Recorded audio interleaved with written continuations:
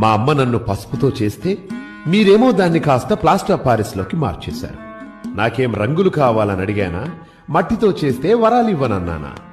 వేదాలలో నన్ను బ్రొటనవేలంత చేస్తే చాలని చెబితే మీరేమో మీ చిత్తం వచ్చినట్టు నా ఎత్తు పెంచేస్తున్నారు. నాకు నాతోటే పోటీ పెడతారా అన్నా? ఒక్క అడుగుతో మొదలై 60 అడుగులకు చేర్చేశాను. ఒకరిని చూసి ఒకరలా నా ఎత్తు పెంచేస్తుంటే దాన్ని భక్తనుకోవాలా లేక వేలం వెర్రనుకోవాలా? ఎత్తు ఎంతన్నది కాదయ్యా, భక్తి ఎంతన్నది ముఖ్యం.